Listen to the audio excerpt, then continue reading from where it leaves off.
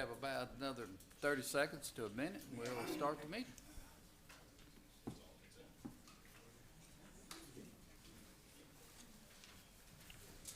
All right.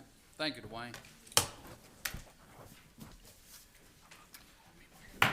It's 9 a.m. on a Tuesday morning. Hope everyone had a great holiday yesterday. As always, I would ask everyone to put the phone on silent. Would be appreciated. Dwayne would open up in a word of prayer along with Will following with the pledge. So if you would, please stand.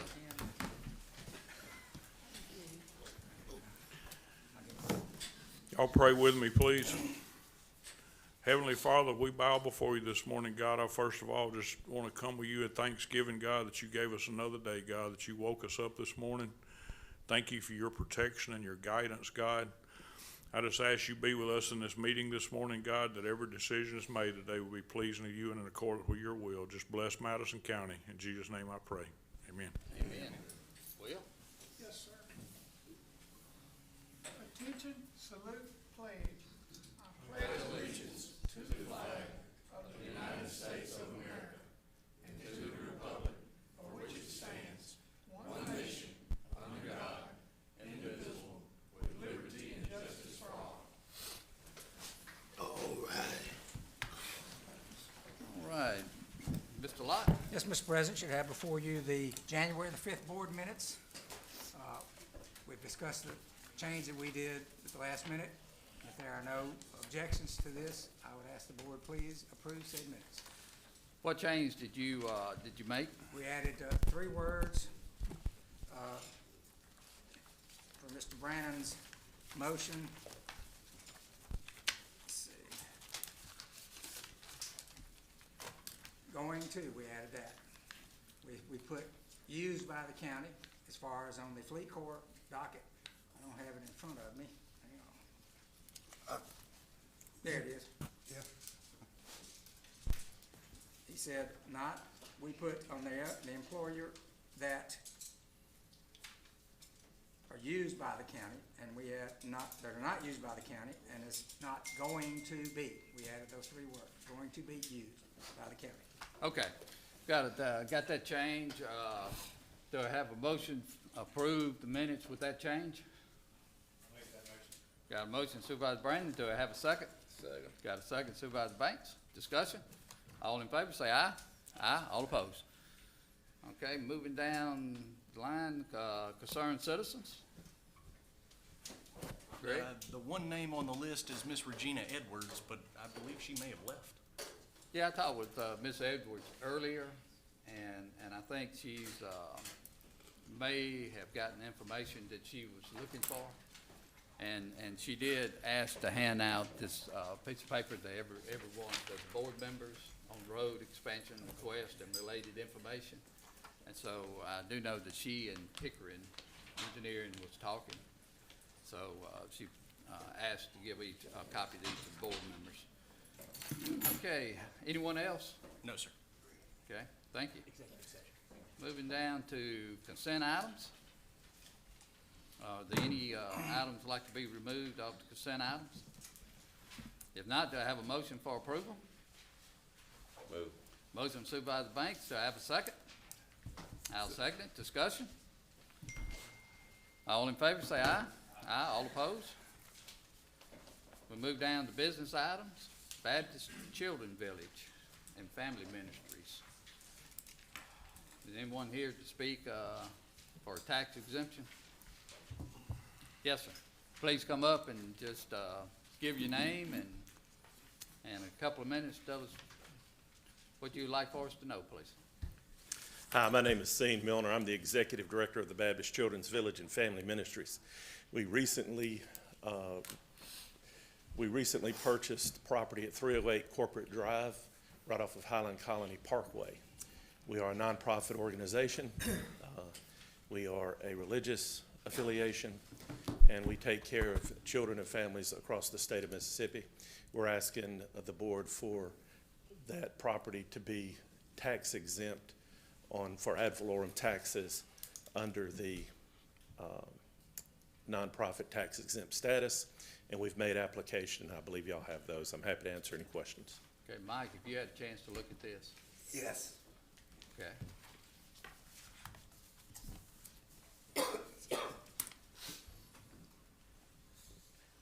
Good morning. Good morning. So this entity qualifies for an exemption under Mississippi law.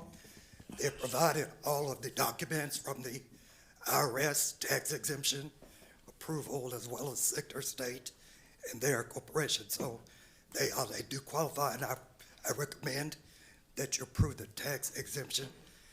And this is why. They asked for it correctly. The property that they want exempt was acquired in 2025, even as late as December 22nd, 2025. But they're asking for the exemption that starts in 2026, January 1st, 2026. And for that reason, it's totally proper, and I believe that they should be, I recommend that this be approved. All right, I'll make a motion for approval. Do I have a second? I'll second that. Second, Supervisor Banks, discussion. All in favor, say aye. Aye. All opposed? All right, I'm still standing here because at the pleasure of the board, later on in this meeting, under my name, there's an agenda item relating to a discussion of tax exemption for nonprofits. Right. So I could take it up now and just be brief if there are no questions. Yeah, since, Or just move on and take it under my regular section. well, we can take it up now since we just approved one, because I know they kind of go, I don't say hand in hand, but since we're talking about it, we need to go ahead and just kind of let it flow that way. All right.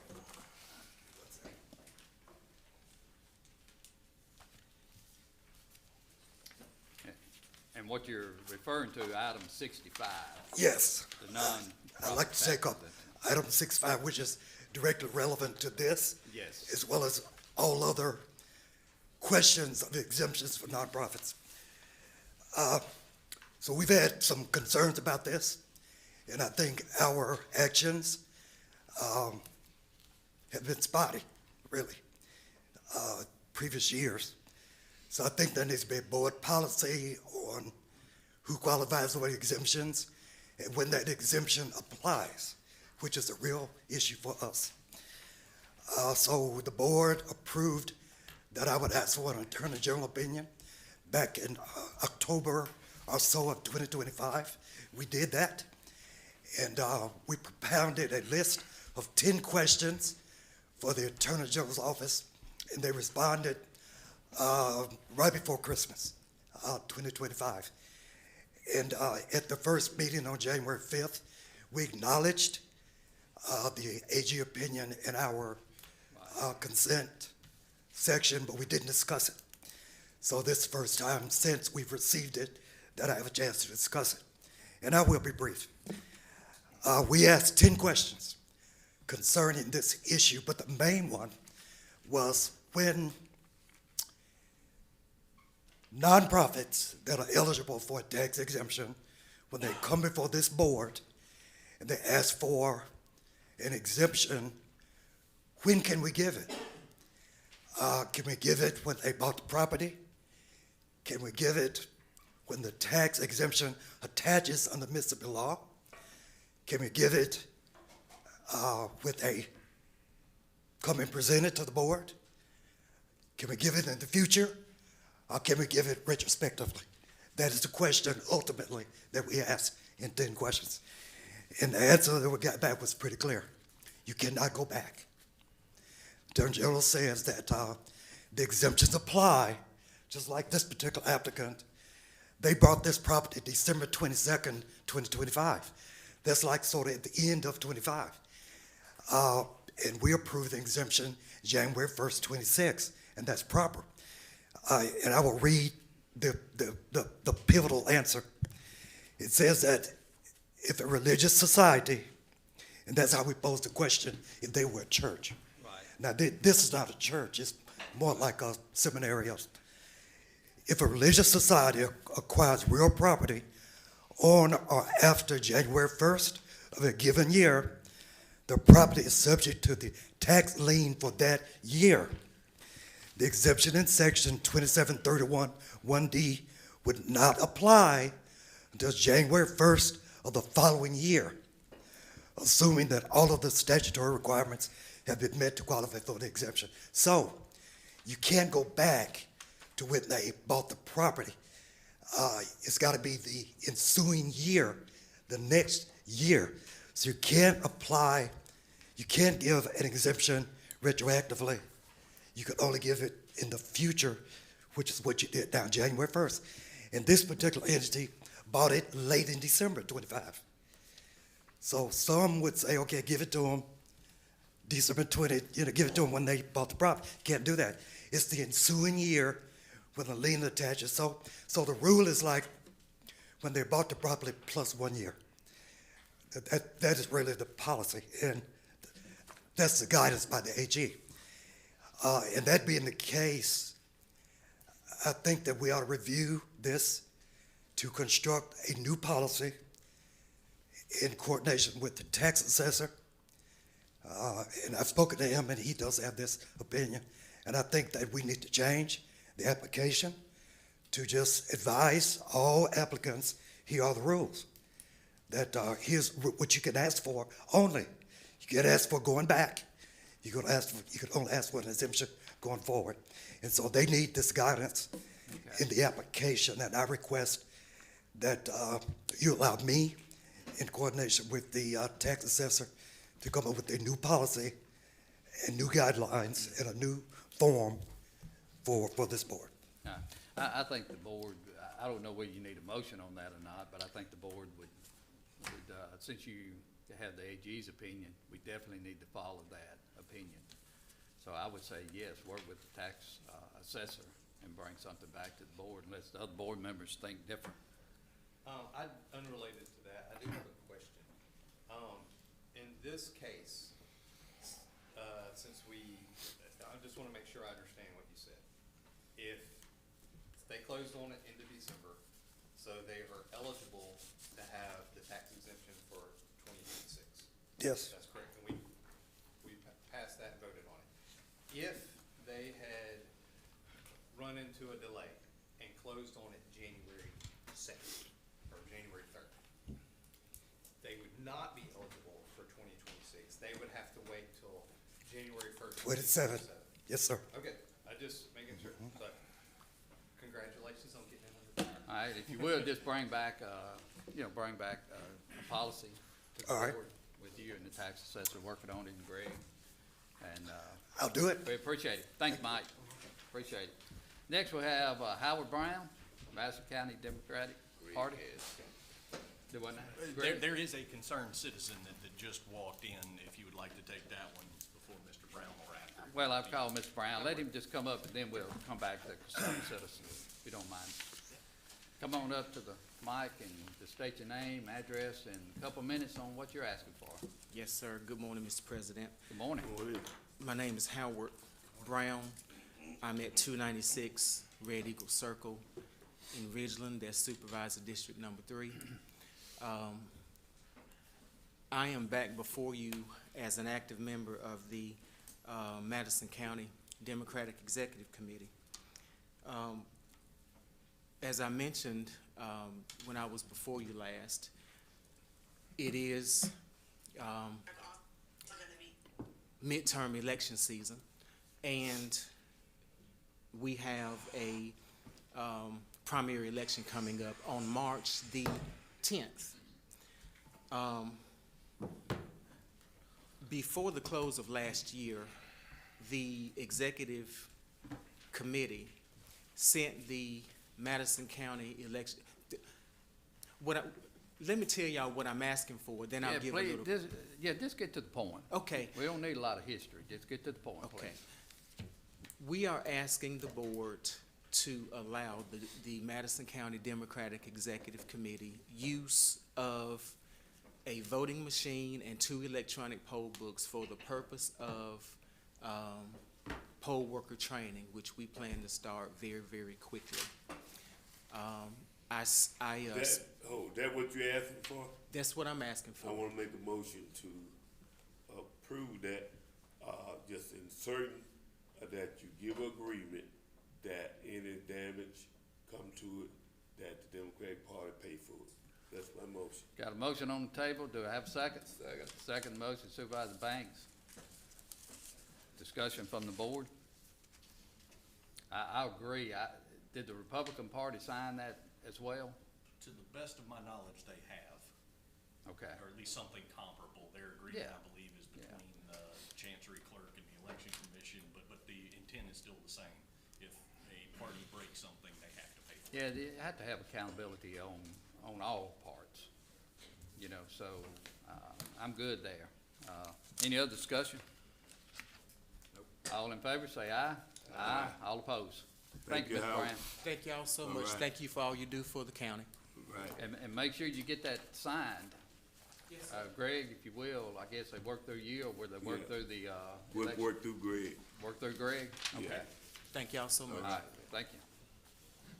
All right, the fire district, mega site. No, you got, Oh, I'm sorry, the concerned citizen. That would be Ms. Blunt, if Ms. Blunt, she would like to come address the board. okay?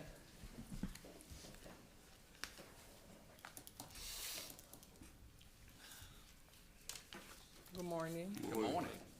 My name is Irma Blunt. I live on 521 Tickler Road.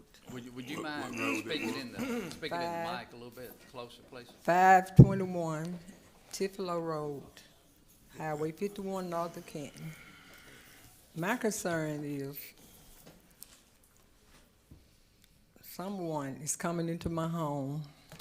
They be spraying chemicals, groans, flying over my home, spraying chemicals. Someone been breaking in, going to my attic, wiring up electrical wiring, stealing my possessions out, like my important mail, like doctor statement, bank statements, documentations, or mail, like important mail from my home. And they've been putting like chemicals in my, like, medication, chemicals in my refrigerator, food. So my concern is every night I had this problem. Someone come by, these groans come and sit around my house. They like park out in the back in the area, in the wooded area. And I got pictures to show where they are parked all over my house. I've been to the law enforcement and spoke to them probably 4 or 5 times concerning this issue. And some of them have been out there and they have smelled these chemicals. Is unbearable for us to breathe in my home. Seems like every time I leave home, basically someone is coming in. Ma'am? Now, it's a path, sir, I was wondering, where do you live? on Tickler Road, Highway that- 51 north of Is that- Tickler Road. That's Paul's district? Yeah. Paul, you got anything to say? I think the chief might have I something think to the say. sheriff's department probably needs to Yeah. speak on this. Yeah, the chief probably got something. Yeah, we have responded to her house several times with the complaints of the drones and the chemical smells, as well as I think you had some issues with some wires in your attic that you alleged were changed different colors and such as that. We've taken multiple reports. We are still in the process of looking into them, but have found no evidence that points to exactly what's going on or who's doing it. But we are aware of it. We are trying to keep her house on extra patrol, especially in the evening times. I think one of your complaints is that whatever's showing up is mostly showing up at night. Is that correct? Well, no, it's not just at night. Okay, I could be home like now. Someone might come and spray the chemicals, and I can smell it very strong. We can barely breathe. You said that somebody live with you? Yes, sir, my son and my dog. How old your son? My son is 39. You didn't bring him with you? No, he's at work. So they coming in and they still coming in. Have you talked to your son? We have once or twice, yes, sir. And he is alleging some of the same issues. Have we had the gas company out to check the leaks? I have. Yes. Yes, it's not a gas company. It's not the gas company. I had the health department out. Well, it wasn't the health department, it was the fire department. So they smelled nothing concerning that it was gas. It's some type of chemicals, and it's being sprayed daily. How Now, long has it been going on, Ms. Flood? with the chemical thing, it's been going on probably about maybe 7 or 8 months. And I've been complaining. And then the fingerprints, there were multiple fingerprints throughout my house where they just come in and just overturn everything. And I done asked them, would you please come out and just do fingerprints and see? Because I'm thinking Who have you asked? Who have you the asked? the sheriff department. Okay.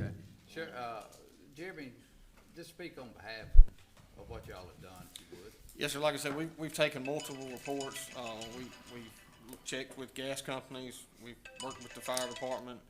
We haven't been able to find the source of what she is smelling, but that doesn't mean we're through looking. But we haven't been able to find the source. We have checked with the FAA on her complaints about the drones to see if they have records of any drones flying in the area. They have not. But again, we're still open and still looking and still trying to place the area on extra patrol to try to locate if there is something going on. Okay. Well, I would say continue to work with law enforcement, and just keep them updated, and they'll continue to work with you as well. Well, Deputy Reed, he one of the one that came out. He did smell and witnessed to the smell that's in my home. So I hadn't got no feedback from no one. All right. Jeremy, No one have came back to me at one time and said, well, we got this gun or we got that gun. So I can't sleep. I haven't had rest, and I don't know when, because I am afraid. I fear for my life. Anytime you lay down, you see lights lit up. All you gotta do is ride out there at night. They lit up behind my house in the bushes. You can see them, all in the sky. Sure, And this is very scary. I fear for my life because I feel that someone is trying to kill us. That's just what I feel. yeah, it's very serious. It's very serious. Jeremy, would you just follow up? Yes, sir.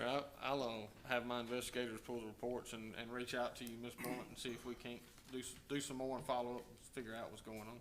And if you will, you said you had some pictures, but take as many pictures as you can of the thing that you see. Well, another issue, when you brought that up, someone is in my phone. And they go in, they have the access to go in, delete, block out, or don't let me take the picture that need to be taken. So I do have the phone here with me, which I tried to film a video. They black it out. Ma'am, if you would, just, I think, from the board's point of view, just working with the sheriff's department, it sounds like that's where it goes or needs to go, unless, someone else on the board has another recommendation. You send Minor out there. I think, Sheriff, you might need to work with, her and Timmy P. Yes, sir. Okay, that's what they'll do. So you can be expected to hear someone from the sheriff's department, from what I understand. Okay, thank you. Thank you, ma'am. Next is Megasite Fire District, the budget request.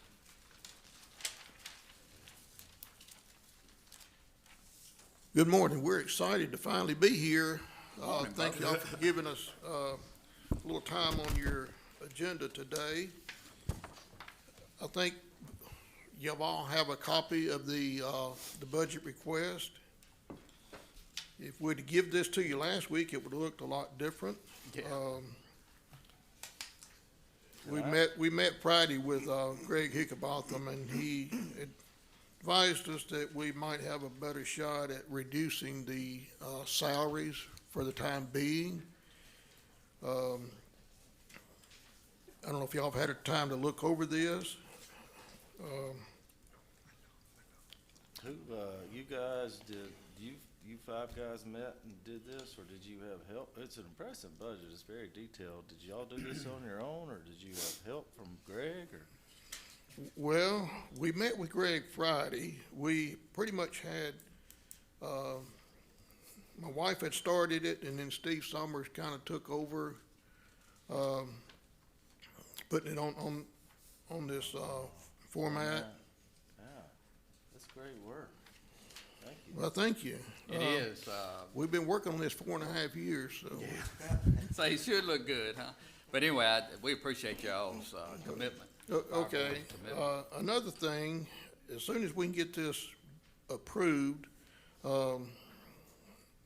we'd like to start our, looking for, our interviewing folks for to be the firefighters, physical requirements. And another thing, I think the last time we were here, you asked, Mr. Steen had asked, had we found a chief? We would like to recommend that Minor be the chief, at least for the remainder of this year. That he knows the area. He can work with the new firefighters, train them on this facility, and also kind of give us insight next year of who we might be able to move up to that position of chief. Okay, let's take this one step at a time. Yes, Let's sir. take the budget first. I'll Okay. make a motion for approval of the budget. Do I have a second? Second. Got a second? Ronnie, just take your choice. I guess Supervisor Baxter. I think Trey did. All right, Supervisor Baxter. So we're gonna take the budget first. Okay. Discussion? All in favor, say aye. Aye. All opposed? I got a quick question for you. There's 4 doors on this fire station. One of these, it holds that ladder truck we bought, right? We're gonna move it, put it in there, the long one? And then what Yeah. else, what else goes in the other We have three? we have a heavy rescue, and in this budget that you just approved is a light rescue. It's a 1-ton, 4-wheel drive vehicle. Most of the calls to this facility are minor medical aid calls. And instead of running that ladder truck or that heavy rescue, we can handle most of these calls with this new light rescue. And how many guys are gonna be, how many shifts will there be in a 24-hour period? Well, we're looking at, there'll be 3 shifts, A, B, and C shift. There'll, be 4 men per shift. And we're looking to run the shifts 48 on, 96 off. That's about the same number of hours per year as a 24 on, 48 off. If we do reach out and hire somebody, say from Vicksburg or something, and they come in, they only have to travel half as many trips per year to the fire station. Also, I want to mention HR, Miss Loretta. She also helped us with this and with the our taxes and the Right. So that's what, just, with that now, we still have agreement with the city of Canton and the city of Gluckstadt. this year, yes, sir. This year. Yes, sir. Okay, this physical year, Yeah, I think it's already been sent in, is that correct? so it'll be this physical year. Okay. Yeah. What is the radius that you guys respond to around that station? You know how far you go? Right now, within the mega site, the AWS, the fulfillment center, the Coke, That's what the board set up several years ago. Yes, sir. Was the mega site only is the responsibility of this fire station. You know, and you also help outside as well. once called correct. upon. It- Share agreement. Yes, sir, as most departments do. That's right. Madison, they'll go to Ridgeland, Mutual Aid, That's right. so forth. But after this year, I think instead of paying Gluckstadt and Canton, we try to work out a mutual aid agreement with them to come in. Yeah. For you, what do you mean by come in? Will you go in? Well, if we had a major fire, 4 men's not gonna handle it. So we would call Canton or whoever, however many agencies that we'd need to. I guess what my question is are these trucks leaving the mega site in the future for calls? I think Minor has checked with the Rating Bureau, and if the truck does leave, Minor, if the truck leaves, I think 2 men could take the truck, and then we have departments around that's trained on that truck, like the ladder truck, that can use it. And then we might call in a couple other guys if it's gonna be a long-term situation. And this agreement you keep referring to with Canton, is that a set amount per year or is that per call? It's 10,000 per year plus 250 per call. Currently. Okay, thank you. All right, other questions? Yeah, I just got this here a few minutes ago. Is this the station, have you all opened that station? No, they're saying it'll be completed 3rd week of March. Okay, I thought I had missed the grand opening. No, you'll know. All right. We got something for y'all too. It's a beautiful station. It is, and it does have a training room in it, so we'll be able to, we're hoping to hire firefighters with experience in what is, well, Yeah, where they can train other yeah. Have training for firefighters in the county and come in where they can write.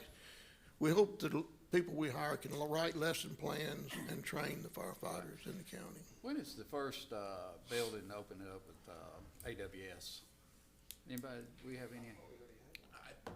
I was under the impression there was 1 or 2 that were already open.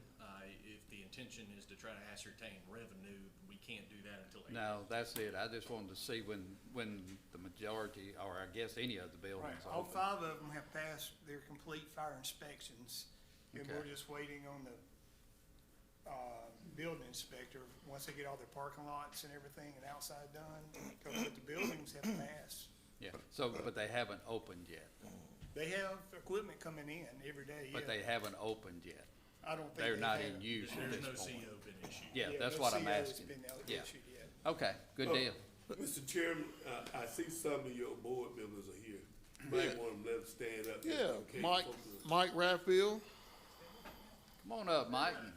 Steve Sommers, Where's Steve? Calvin, Take Steve in your face, all right. Calvin, he's our secretary. Andrew Hughes, he's the vice chairman. All right.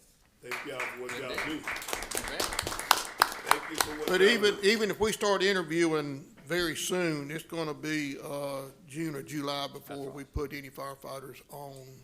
It'll be a while. Yes, sir. All right, let's talk about the fire chief. Okay. Y'all's recommendation is what? To supplement Minor's salary with $25,000. He will be able to help with the interview. He'll be working with the firefighters as the station is coming on board. He'll be able to train with them. He'll be able to go out in this facility, the Amazon facility, and kind of give them the knowledge of the area. Okay. All right, Minor, with that, I guess y'all have talked and you're okay as far as being the temporary fire chief until they can see a little clearer down the road? Yes, I'm willing to help them out Okay, on that. all right. Board, what y'all's thought Make process? that motion for that amount. Second. Got a motion Supervisor Griffin, second Supervisor Baxter, discussion. All in favor, say aye. Aye. All opposed? Okay, thank you. I'm not sure what the approved signage, what is that about? There was some discussion on the sign that we had original, for our patches, our caps, our shirts, does not have Madison County written in the center of the logo. It's around the border. And, So this is the new one you wanna? that's the new one that will be on the building. Okay, Oh, fantastic. all right, do we have a motion? Motion. Got a motion Supervisor Baxter, I'll second, discussion. All in favor, say aye. Aye. All opposed? Sounds good. Thank you Thank both. you. Yes, sir. Thank you. Thank y'all. Thank God. All right, next we have, Tim Bryant, County Engineer. Good seeing you, Mike.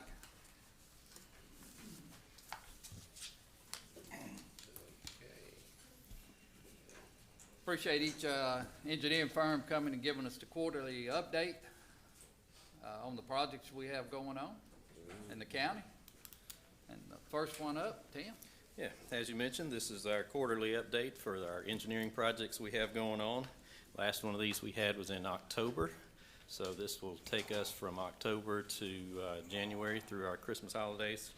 And first item we have on the agenda is Calhoun Station Parkway, and that presentation will be given by Brad with Stantec. Okay. Morning, members of the board. morning, Thank y'all Brad. for allowing us to come before y'all today. As Tim mentioned, my name is Brad Ingles. I'm with Stantec Consultant Services. We are working on the Calhoun Station Parkway reconstruction project, which consists of approximately 2 miles of Calhoun Station Parkway from Stout Road to Highway 22. The improvements involve converting the existing 2-lane road into a 3-lane roadway segment. Project was bid in October. Construction will begin in March, and we anticipate this project to be completed by the end of the year. Okay. And, y'all have any questions? It's still staying as, 2-lane? 3-lane. This is 3-lane. the existing 2-lane. We're converting it to a 3-lane. Okay, so we should have a ribbon cutting by the end of the year then. Yes, sir. That's what we're hoping for. Look forward to it. Any questions? I do as well. So Brad, you guys dig up the bad soil and bring in some type of, Correct. We're what do you bring digging in in? 3 foot of existing soil, bringing in material that meets specifications, Do you- borrow pits. Do you grind that white powder into it to keep it from moving in the future? Lime, we're not liming this. This is basically, we're coming back with 3 foot of new material that meets specification and crushed stone and then asphalt on top of it. So the first time it was built, was that not done?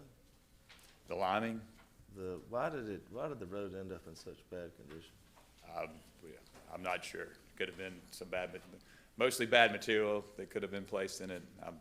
I wasn't involved in the construction of the original project, so. Okay. Thank you. Yes, sir. Thank you, Brad. Look forward to the ribbon cutting at the end of the year with you. We do too. Thank you. Thank you. Tim? All right. Next project we have is the Stribling Road from 463 to DeWeese. Garver is working on this project, and Shannon's gonna give us the update on this one. Shannon, that's gonna be hard to follow now. We have a ribbon cutting at the end of the year. It won't be quite that fast. Yeah. Okay. We're working on it. Good morning, I'm Shannon Wells with Garver, and I believe this is update number 5 for the Stribling Road project from Highway 463 to just west of DeWeese Road. It's about a 2-mile project. Since the October discussion, we did receive a request from the Corps of Engineers for additional information on our wetlands. In December, we turned around 2 weeks later and provided that information. We feel like the nationwide permit should come very soon, definitely before the next meeting. On roadway, I'm saying we're about 95% complete with the right-of-way drawings. That's not to be confused with the final drawings, but right-of-way preliminary level that are sufficient to begin the acquisition and utility relocation process. Speaking of right-of-way, we have begun title work. We're in the early stages of affected parcels. We know pretty much most, every parcel that we're gonna affect, and we've begun title work on those parcels, as well as what office work, research related that can be done on the survey side. Public involvement, we had 2 meetings with MDOT at the end of 2025 in November.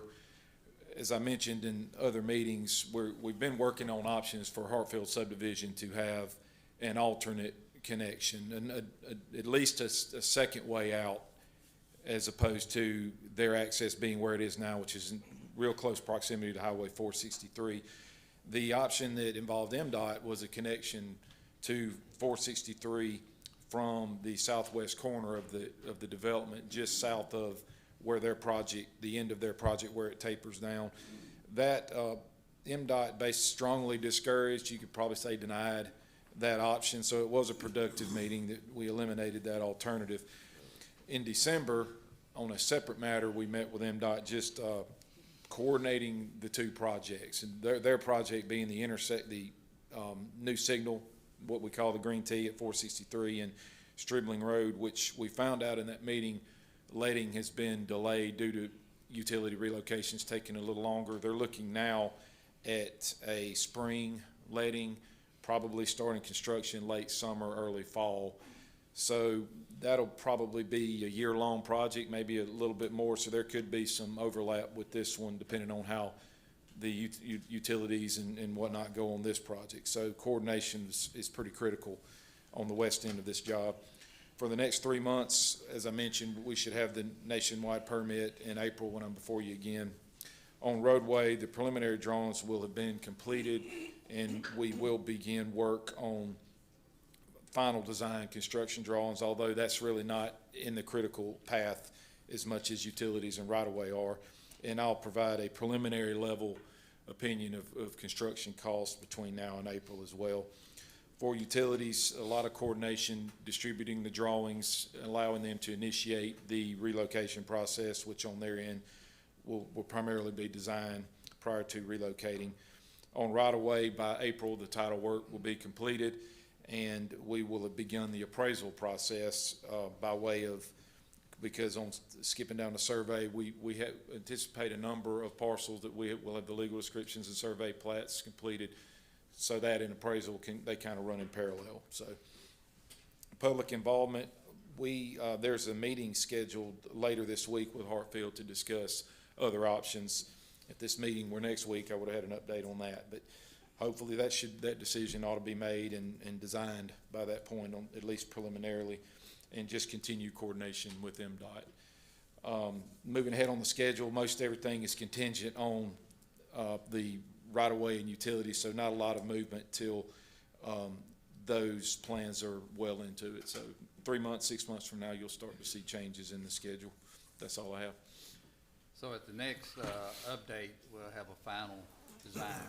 Preliminary level design, not like, when you say final, I'm thinking bid level. We're not gonna be there. We'll be preliminary, which the utility and right-of-way process, probably utilities will probably be along. That's probably as much as a year-long process. So the design is sufficient level to where we know where the right-of-way we need, and they can get started. And energy, the power, they typically wait on right-of-way to be purchased. So right-of-way is critical as well to initiate their effort. And we'll have a closer cost estimate then? Yes, sir. Okay. And I'll do that again at the final stage. This will be a preliminary level, and there'll be a final one later. And Tim, I know our next update will be what, June? July, June? April, then July, I believe, will be the next two. April. I think it's April 20th, actually. Pretty close. So, No, I'm talking about our next update as far as our quarterly updates. It's April. remind me again when you're gonna be buying right away? On both sides of the road, pretty much all the way through the job. Now, the job begins over 463. There's along Hartfield, we're actually avoiding and widening to the north because there's no green space along Hartfield. So we'll primarily be on the north side. Now, that's gonna flip as the project continues east, because when you get close to McMillan, all the Camden parcels, they don't have green space. So I'm trying to as opposed to keep the number of affected parcels down. Most of the acquisitions, not all, are either green space / common area or larger undeveloped tracts. When are you starting to buy right away? We've started the title work now. So technically the process has started, but I'm probably a month away from finishing the preliminary design. And then we'll develop legal descriptions and begin appraisals will be next. So you don't know within a month. how many parcels you're talking about off the top of your head that we gotta purchase? I do. Give or take a couple. It's about 32 parcels, probably about 20 different owners. Like, for instance, some HOAs, they may run a quarter of a mile and there's separate pieces that we're taking instead of a whole strip. I'm trying to keep the cost down and just take what we need. And you don't have, I don't mean to put you on the spot, but you don't have an estimated completion date of this project? Probably looking at bid late 27. I think as far as construction, and this is assuming that utility relocation goes fairly smoothly, like within a year. Probably on construction, either late 2027 or weather permitting, it could be best to jump to the early side of 2028. Just kind of what it looks like at that time, give or take. You may not know this, but all you engineers, are y'all using different right-of-way acquisition agents? I'm not sure who everyone else is using. I know that we're using right-of-way technology, I believe.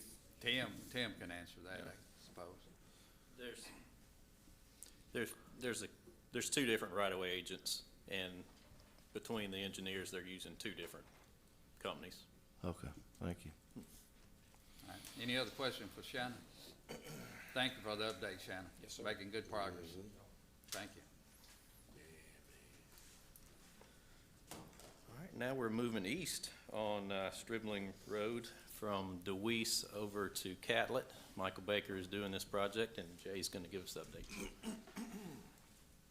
Good morning, Board. Good Like you morning. said, my name is Chase Stewart, Michael Baker International, and just to kind of follow along what Shannon was saying, the last quarter, we submitted our field inspection plans, and after discussion with Tim on several options, we are looking at the Lake Caroline intersection, just see how we can improve that, and then once we get that done, we will be able to finalize our layout and thus finalize our right-of-way acquisitions.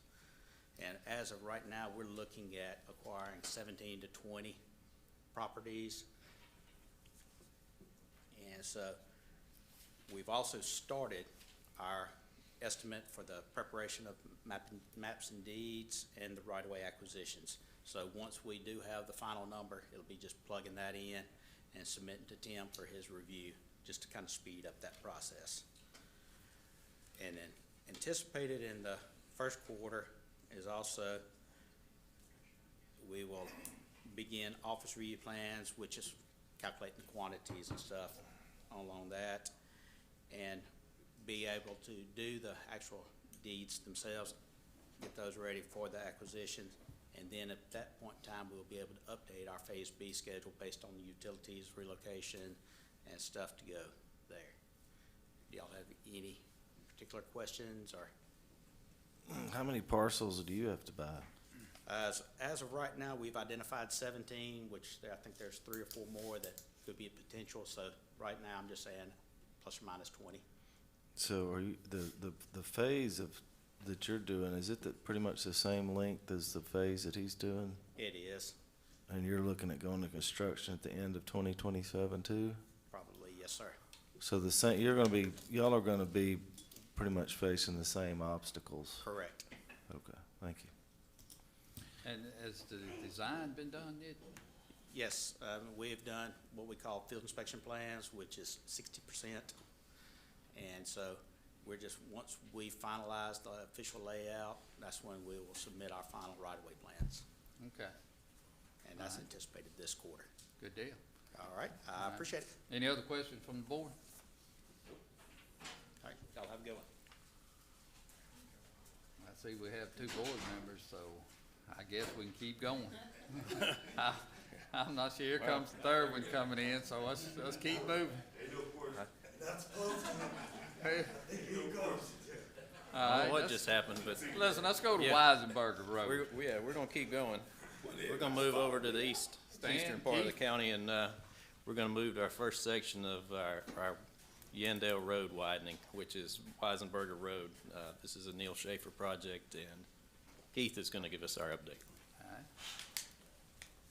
All right. Good morning, Keith. Good morning. I'm Keith O'Keefe with Neil Schaefer, and I've got my trusty sidekick Stan Wright with me. We'll tag team this effort this morning. So Weisenberger Road, progress to date. The surveying is complete.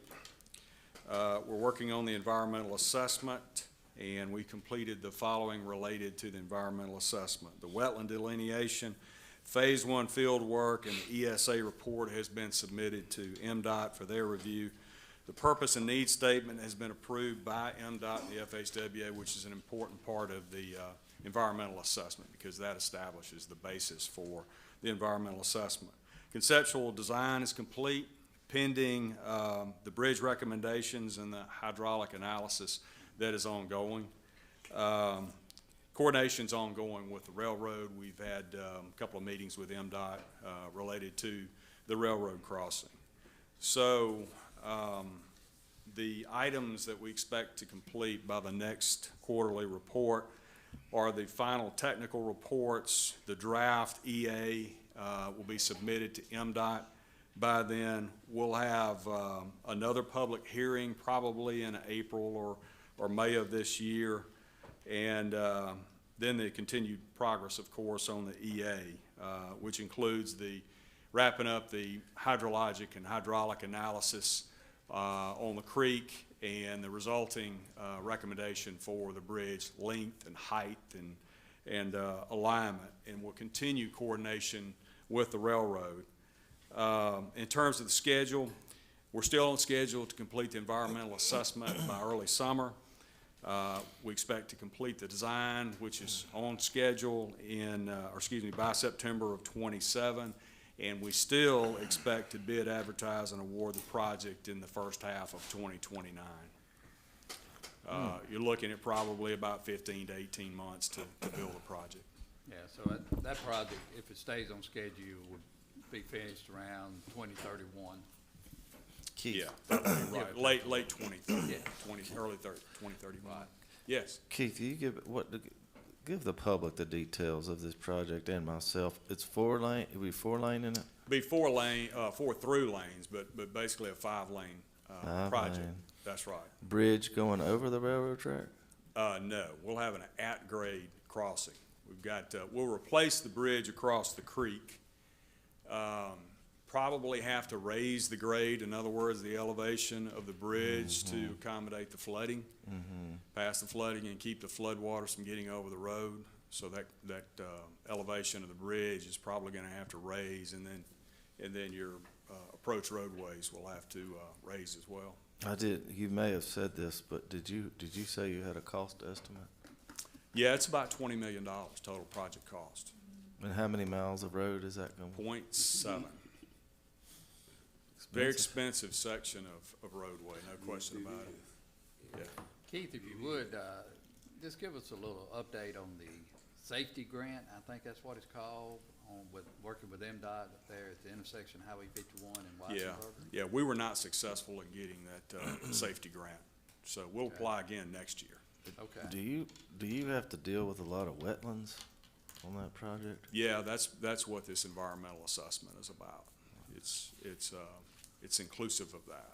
Okay. I want to say one other thing. I saw you had a birthday recently. Happy birthday. You don't look a day over 72. Thank you, Trey. I appreciate that.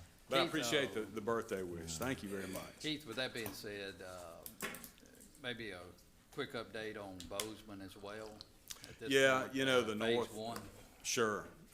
Gerald, the north part of it's closed. We had hoped to open that this week, but with rain scheduled for tomorrow through Friday, thank you.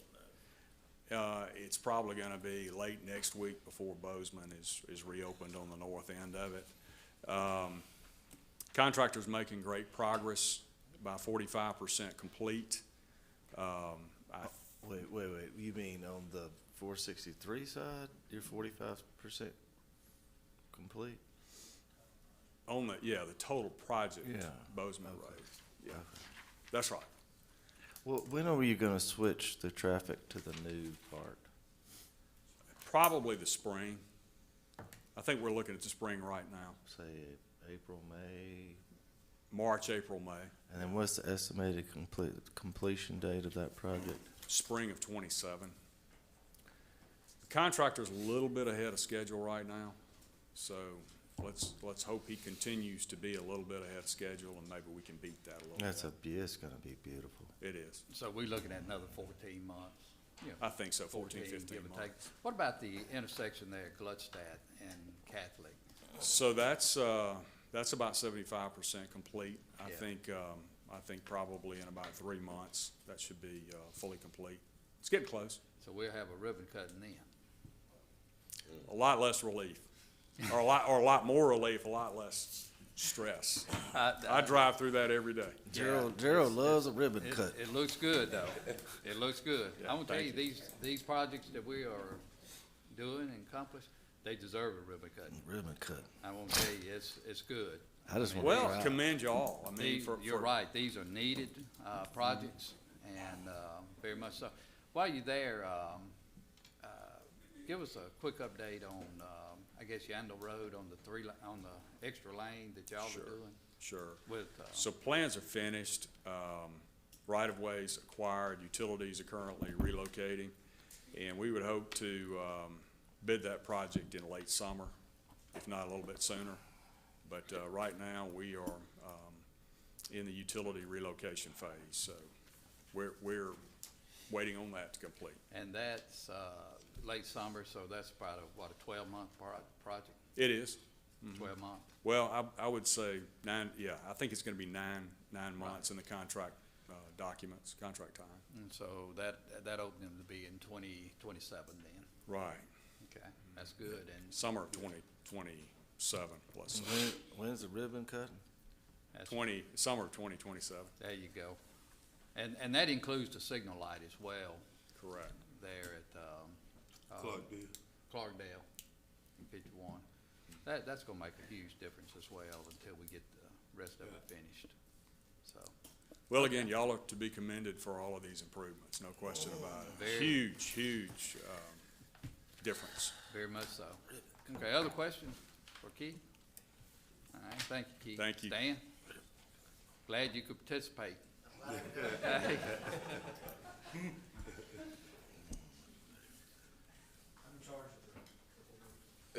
Yeah. Don't lose it. Next two projects are Yandell Road from 51 to Smith Car and Smith Car to North Oak Canton. Both of these are handled by Wagner, and I believe Darian's going to give the update on this with assistance from Eric.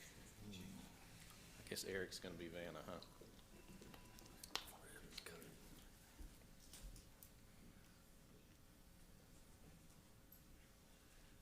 All right, we love pictures. All green. Yeah, Darren?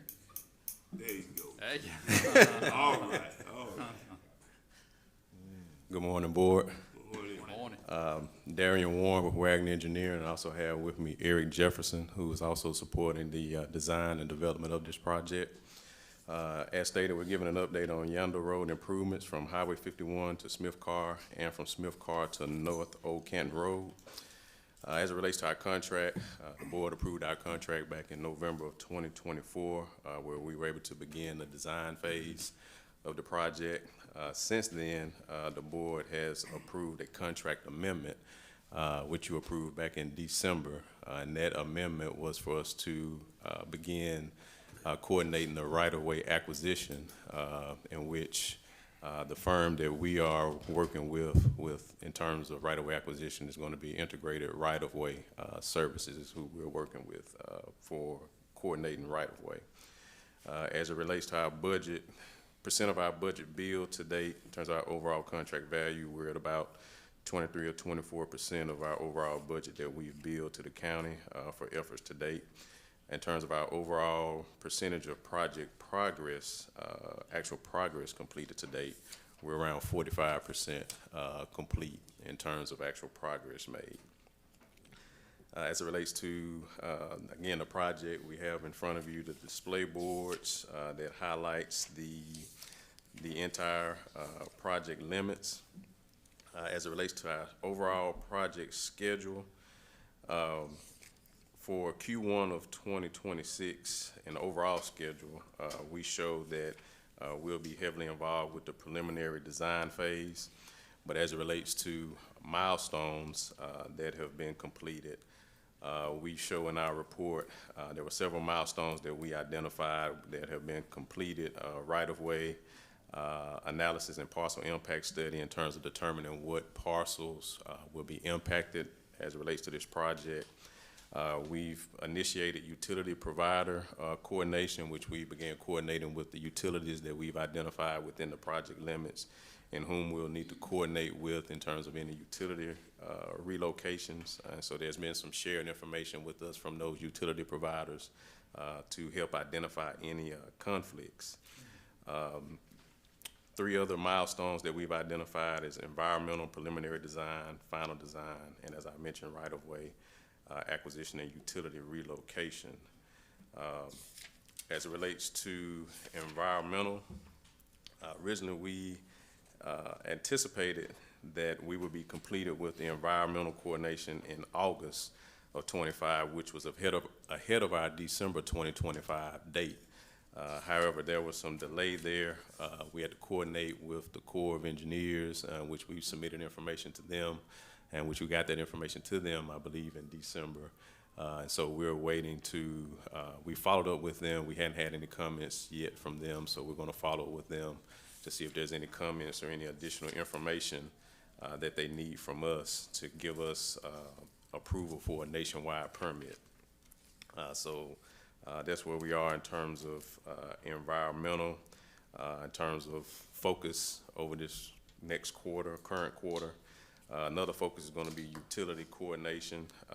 As I stated before, there's been some initial contact with the utility providers, but the next step, we've actually completed our 60% preliminary design construction drawings. So we're going to take those drawings and follow up with those utility providers and meet with them just to continue that coordination effort with any identified utility relocations that may need to begin the process of taking place. As it relates to right-of-way, again, we've initiated those steps with the firm that we're working with in terms of acquisition. So we'll be coordinating with them to make sure that we get them right-of-way plans that they need to begin developing the documents necessary to begin right-of-way acquisition with those parcel owners. There are a total of 73 parcels that are being impacted. That's going to be inclusive of this right-of-way acquisition process. So other next steps over in this current quarter, I mentioned the preliminary design drawings. So the next step, we're going to meet with Tim, for those plans with him, and have a review meeting with him. In addition to a meeting, we'd like to have a review meeting with Neil Schaefer also, because I think they've given an update. They have a 3-lane project that's coming before our 5-lane. Right. And so we want to make sure that we continue that coordination as we move forward with the 5-lane project. And let's see. And that is our update for today. If anybody has any questions. Looks good. Yeah, you mentioned meeting with Neil Schaefer. Neil Schaefer is saying that they're getting utilities moved. I'm hoping they getting it moved further enough out the way. They doing 3-lane, y'all coming right back and doing 5-lane. So are they getting them moved further enough where you all won't have to move them anymore? Yes, sir. I guess that'll be a question. Yeah. We have their plans, and we're actually cutting a ditch, which adds another 20 or so feet. which they'll be coming in with curb and gutter, so the limits of our construction are basically the same. So Entergy right now, they're actually buying their own right-of-way on Yandell. That's what's the kind of the key component of getting Yandell, our project completed, because they're buying their own property, so they're gonna be outside the right-of-way. So they should, yeah, and we have their plans, so we'll coordinate that to make sure that they're out of both. Yes, sir. Okay. Sorry, Great, I didn't mean to- great. Great. Other questions? Sound like you're making good progress. Yes, sir. As well, Yeah. and that's what we're looking for, so, all right, thank y'all. Thank you, Derek. Thank y'all.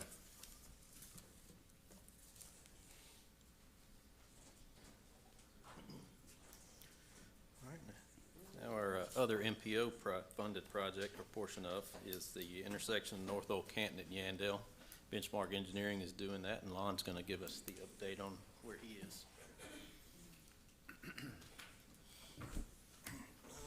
Man, that's a pretty picture. Good morning, We- Board. We can see it. Good Yes, morning. sir. My name's Lon Burt with Benchmark Engineering and Surveying. I'll be giving the update on the Yandell Road Intersection Improvements Project. Since the last update in October, we have continued design work towards our office review plans.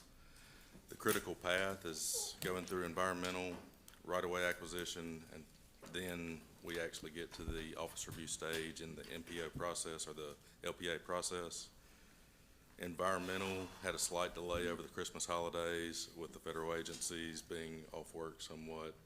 We still expect that to be complete and approved at the end of this month or in February. At that point, we'll have a right-of-way kickoff meeting and go into the right-of-way acquisition phase on the project. We're looking at 8 to 9 parcels around the intersection. We've coordinated with both Pickering and Wagner, as Rick mentioned in a previous meeting, to try to minimize the takes on right-of-way where the projects overlap. We are using integrated right-of-way, IRO, for the right-of-way acquisition process, similar to Darien, Wagner. They have received the preliminary information from us. We have draft plats and legals, survey plats and legals complete, which they will unofficially receive since we can't technically start the right-of-way process on the MDOT side until environmental is complete. But they will receive those likely this week, and we'll progress as soon as we can. We're still optimistic to send this to, or finalize this project, the design of this project later this year, and move towards construction in 2027. How long is with the construction? We estimate right now around 18 months. It may be slightly less, but looking at about 18 months. And is that building just one bridge or That's 2 bridges. two? Yeah. Or widening one and replacing one. Right. Yes, sir. Okay, good deal. Questions? Any questions? I don't know, making good progress though. Appreciate it. Yes, sir. Thank you. No problem. Thank you all. Gonna have some traffic problem when you tear them bridges out there. It'd be a good time to be in the orange barrel business. Final two projects we have are the eastern ends of Yandell. This is from North Old Canton to Bainbridge Crossing and Bainbridge Crossing to Highway 43. Pickering has both of these projects, and Rick's gonna give us the updates on these two. Rick, I don't see anything but taillights, or is that one headlight? Well, there's headed two this cars, they're way? going each way, they're using Oh, all are 4 they? lanes. Okay. I see some taillights though. Yeah.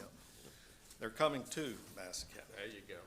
So, my name is Rick Ferguson. I'm the project manager for Pickering. We have the 2 projects that picks up at the end of Benchmark's projects, can go all the way out to 43. I have with me Zach Quillen. He's the design project manager, so he's doing the heavy lifting on the design on this. But since our last meeting in October, we have completed the acquisition plats and deeds on the Yandell West segment, 20 parcels, approximately 8.75 acres. We will issue those and give those to Right-of-Way Technologies. That's Mark Dye's company. Several of the firms are using him. We'll get that information to him by the end of the month, and he'll start the appraisal process. We've already given some preliminary information to him, and they've been doing some title work. They completed some preliminary title work in the fourth quarter. First quarter 2026, we're going to complete that initial title work, and Mark anticipates, once he has all the maps and deeds, that he'll be able to complete the appraisal process in approximately 90 days. So that'll put us probably second quarter looking at true right-of-way acquisitions on that portion of the project. We have a major submittal. Office review plans are due on February the 20th, and we're on schedule to do that. We'll submit office review plans on the west segment. And we are, I guess, neck deep in utility coordination. You see it attached to our report, the utility coordination log, so we're keeping a pretty good log of all the utility companies out there, and when we go out, and when we reach out to them, and what the discussion was, what they ask about.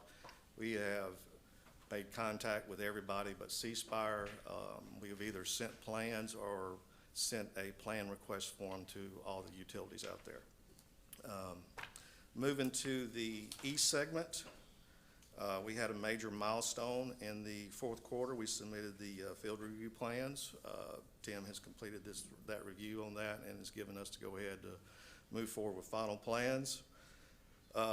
For the next reporting period, we will start the plats and deeds on that, and right now we're anticipating 40 parcels, which is just under 20 acres. No acquisitions. These are just, we're just buying, green space at subdivisions or just large tracts of land. We'll continue to work on office review plans and begin reaching out to utility companies for utility coordination. And Rick, that part is from 43 back to? Bainbridge. Bainbridge. Yeah. Okay, well, that's good. Y'all Yeah. making good progress there. Question, right there at 43, I think the Trace owned property, if you come in, going east, they own it to the right. Correct. Have you reached out to the Trace yet? We have not, and the approach that we're taking on that is,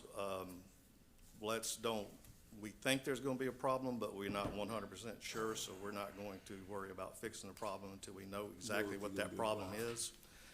We have worked on other projects where a similar situation has come about, and dealing with the National Park Service, they have been granting us easements on some properties. So we're gonna approach this where we're gonna do it like it's not gonna be a problem, and if something comes up during that appraisal process or acquisition process, if they have issues with it, then we can address exactly what they want then. Okay, sound great, guys. Sound great. All right, questions? Rick, appreciate that update. Thank you. Thank you. Tim? All right, well, this concludes our engineering updates for this quarter. Our next quarterly update's gonna be April the 20th, I believe, as I mentioned earlier. If you'll entertain me for one more, got one more item, which is a request for this board to authorize the engineering department to submit a request to the MPO. They do have a call for projects out right now, and there is $8 million out for STP projects, which is capacity improvement projects. Motion? You need a motion? Second. Yep. Well, the motion I need is in support of a resolution to request funds for the MPO for the section of Yandell Road from North Old Canton to Bainbridge Crossing, and to also get the board president to be able to sign documents in support of this resolution. You got that, Ronnie? Second motion. That's what Trey said, and I seconded it. All right, all right, do we have a motion on the table after the description come in and the request? Motion. Got a motion, Supervisor Baxter, second Supervisor Banks, and, anything else you need on this, Tim? That is it. All right, discussion, all in favor, say aye. Aye. All opposed. All right, and just update on the box culvert closure on Bozeman. As of right now, we're on schedule with that box culvert, but as everybody most likely knows, the weather this coming week is going to be awful. So we imagine that what we expected to be the road to be open at the end of this week is most likely going to be sometime next week. So, That is Thursday. yeah. All depends on the weather. Yep. All on any of these projects. The weather is not supposed to be favorable this week, so it's probably going to be sometime next week before we can. Tim, when open it will up. we hear from the MPO about, you know, whether we'll be successful on this project? Is it 3 months? I think it is in May is when they Okay, announce that. good deal. Well, thank you. Thank you. Mr. Weeks? Okey-dokey. Morning, Board. Good morning. Couple items. Have a Makita set an appeal hearing date of February 17th. I believe that's a Tuesday. My understanding, we're off on that Monday holiday. Is that correct, Mr. Chancery Clerk? We'll go ahead and give them all. That's President's Day. It is. It is. So I guess, again, you're looking at the 17th that you have noted, so I'll make a motion for the 17th. Do I have a second? I'll make Second Supervisor Banks to set the public hearing. Discussion. All in favor, say aye. Aye. All opposed. What was the vote on when they came before your board? I think it was 5-0 to deny. Oh, okay. So it's an uphill climb. Okay. All right, item 62. Milltown Place Phase 2, this preliminary plat's off Highway 16 West and Green Acres Road, Supervisor District 5. Do I have a motion? Motion. Motion Supervisor Griffith. Do I have a second? Second Supervisor Banks. Discussion. All in favor, say aye. Aye. All opposed. I do have one other item. I can bring it up under new business, something that's come to my attention. Go ahead. Go ahead. It's come to Tim actually gave it to me. Off Dover Lane, we had DeBuchler had a rezoning several years ago. And a condition on that rezoning is that there would be no access to Dover Lane. Right. Tim brought it to my attention that they are building a road accessing that property to Dover Lane now. I do recall that discussion, you know, when that was passed. I don't know whether 4 or 5 years ago, or 2 or 3 or 10. But those residents out there was very adamantly, if I recall, Absolutely. no through traffic, or no construction traffic. No traffic, period. Yeah, through I there. do recall that. Just asking the board's direction, we can go about it through Andy, legal means, or direct the road department to barricade the road. Who building the road? It's the person who is building that gymnasium back there, house gymnasium. We brought it through a couple of months Busby? ago. Sir?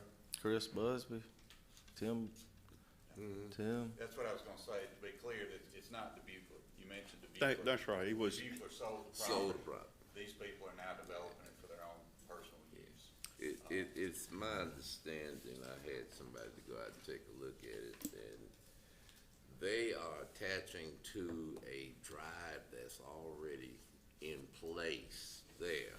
correct. And not building a road in there.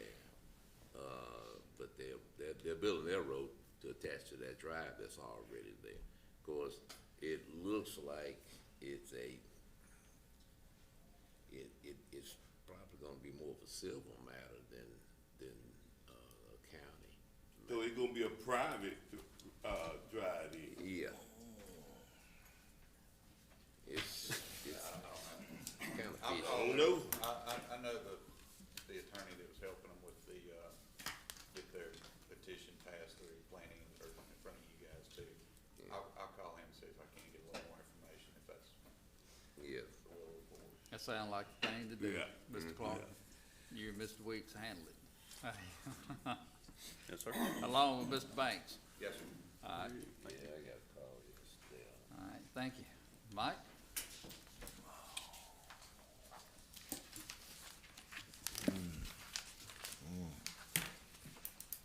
Great. Item 63 and 64. My head so cold. So item 63 and 64, we have very good news. Good news. The The background to this is about 3.5 years ago, the county was awarded about $23 million by the Natural Resources and Conservation Service of USDA to plan, design, and construct a flood mitigation program to control the flow of water coming from Ridgeland, Madison, Gluckstadt, and hooks a left at Canton to try to find an outlet to the Big Black River. Significant flooding in what they call the Bear Creek watershed basin. The $23 million was increased by about $2.5 million more dollars because of the enormity of the project. So about $26 million allocated, awarded us for this project. But just because it was awarded doesn't mean it was guaranteed. We had to earn the right to proceed up the chain to get approvals. So I'm very pleased to present this agreement from the United States Department of Agriculture through the Natural Resources and Conservation Service called the Watershed Plan Agreement. This plan is for 52 years. And it says that the counties earn the right to proceed from the planning stage. And once this agreement is signed, hopefully by the president of this board, it will be signed by the state director of NRCS because they wrote this agreement for us. And then we'll go back to Washington to be reviewed and approved pretty surely by the chief of NRCS and approved by the Secretary of Agriculture for implementation. So it's a 52-year contract, and it gives us 2 years to basically design and install the dry dams and the levees and the flood walls that our plan showed is necessary to control the water from Bear Creek. So basically, it took about 3.5 years to get here in fits and starts, lots of frustration, lots of meetings in Washington with relevant officials, lots of times with Mr. Banks used his diplomatic skills to embrace, to suggest to the officials that this was necessary for our area, and now we have it.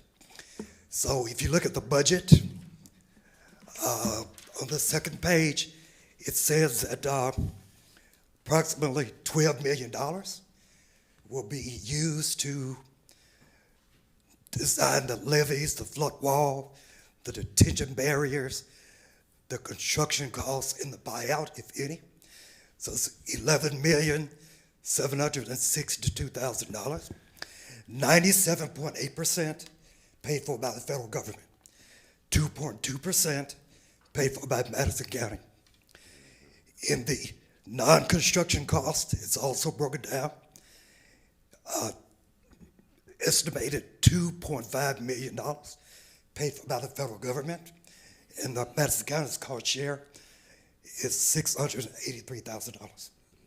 So 98% of this cost for design and construction of this flood control project we borne by the federal government. So I recommend that this be quickly approved, signed by the president, sent to Mr. Kurt Reedus, sent to Chief of NRCS, sent to Secretary Rollins, so we can quickly begin our 2-year project of building this significant flood project. Since Mr. Banks was very, very much involved in this, I know that he has a few words. Yeah, you know that initially, I was trying to find a way to stop flooding in Canton, and we in the board term of 20, this board did fund a watershed study, $500,000 For the county. for the county.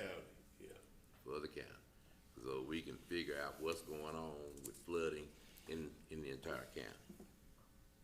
And once we finish that study, I think our board attorney had a meeting with, at that time, Mr. Homer Wilkes, who was chief of NRCS in Washington. And he presented him with that study. And that's what started this. Because Mr. Wilkes looked at it and said, hey, we need to fund this. We've been blessed and we've been working hard for the last 3.5 years to get to a point where we could build this. We also had here lately some help from Senator Cindy R. Smith. Sidney Hyde-Smith. Hyde-Smith, yeah. And she wrote a letter on behalf of this study. Yes. That has been received very well. Yes. In NRCS. So we'd like to thank Senator Smith, and I'd like to thank our attorney, Mike Espy, because we wouldn't be here if not for that. And hopefully we can go ahead now and start moving forward to building the levees and all of the restraints we need to make our people here in Canton feel more comfortable when storms come. Because on the news we were seeing them having to be boated away from their homes and all those things. And it now this may solve a lot of those issues. Even though we hadn't seen a significant flooding in a while, because we have been doing a lot of work internally inside the city of cleaning up some of the,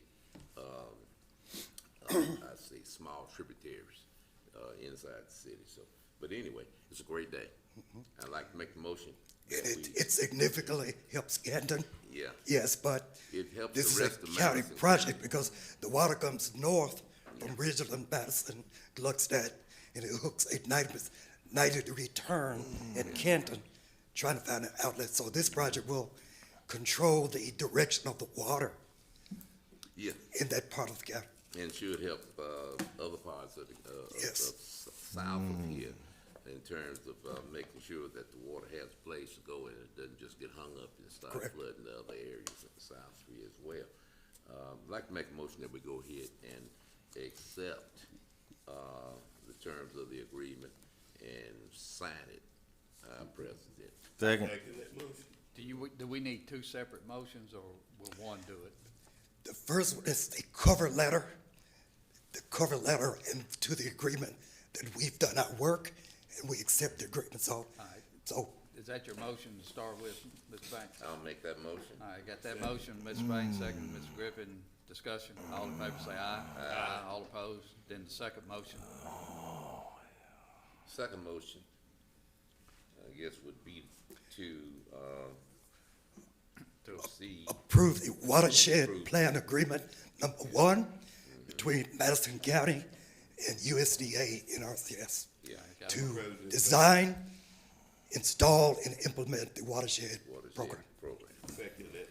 Got a motion Supervisor Banks, second Supervisor Griffin, and just for discussion, and I would like to say the same thing, Mike. Thank you for heading this up over the 4 years that we've been going to DC and meeting, and Ms. Banks, because you always got to have a sponsor on these things, and y'all have done very well to keep this thing pushed and in front, because nothing's guaranteed until you move forward. All right, other discussion? All in favor say aye. Aye. All opposed? Thank you, Mike. Greg? Good morning, Board. Got a couple of things for you today. Item 66 is the rebid of the New Camden Community Center. We bid that a few months ago. Price came in a little bit high. We went back, changed some things, and saved $250,000 by rebidding it, which is uncommon, but we'll take it. Got a motion? Motion Supervisor Griffin. Do I have a second? Second. Second Supervisor Banks. Discussion? All in favor say aye. Aye. All opposed? All right, item 67 is a request that you guys authorize me to negotiate for workers' comp insurance coverage. Brian Johnson and his group have done a very admirable job of finding us a different workers' comp insurance company that we believe will save us a considerable amount of money. But because the paperwork is somewhat time sensitive, I'd rather not wait 2 weeks to bring it back for somebody to sign it. What I'm requesting is that y'all allow me to do that and then bring it back to you. Got a motion, Supervisor Banks, second Supervisor Griffin, discussion. All in favor, say aye. Aye. All opposed? Great. Item 68 is a request from the town of Flora for some radios. It's $8,000 of E911 money, which is less than they asked for at the beginning of the year, so this is well within the budget. Move. Got a motion, Supervisor Banks, I'll second, discussion. All in favor, say aye. Aye. All opposed? Ms. Banks, you handle 69, please, Fleet Corps. Okay. All right, item 69 is a request to pay the fleet court docket. Okay. I'm curious why this is on the why this is on our, agenda today. It was added at the request of a supervisor. Did that supervisor turn in a list of the gas stations that he's affiliated with from Madison County so that we can direct our employees not to get gas there? I have not received such a list. I cannot speak for everyone with the county. Then this goes against our minutes, and we said we weren't gonna pay the gas bill or put it on the agenda until that list was presented. So, as far as I'm concerned, there is no item here to even vote or discuss. Well, apparently, if I had knew this last meeting, that was a item, voted on after I went out to the bathroom, I would have brought it up then. But reading it in the paper, finding out that we didn't pay for the gas, I just wanted to make sure that, we doing what what those two supervisors had to do, not to pay for the gas, where the road department, the sheriff's department can't work. So if anybody have a copy of that, Mike, I'm gonna ask you to read those minutes verbatim of that item. Do you have it? What you corrected this morning? Yeah, yeah. Mr. Griffin, you mentioned the sheriff's department, and it may be out of line, but I would like a minute to address at some point when y'all get through just exactly what that fuel man does for us at the sheriff's department, so that everybody will be fully aware of it. I'm not taking a side one way or another, but just like for y'all to know if in the event it does get cut off, the issues it's gonna cause us. Okay, okay.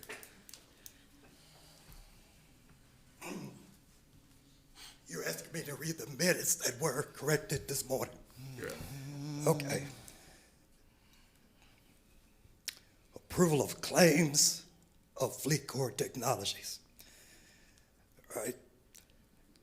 So it talks about the vote, and it says thereafter, Mr. Braden did offer, and Mr. Baxter did second, a motion to hold and to not approve any further Fleet Corps dockets until the board receives a list of gas stations owned by Supervisor Steen's employer that are not going to be used by the county. The vote on the matter being as follows. Braden, aye. Baxter, aye. And Steen recused. Banks, no. Griffin, absent.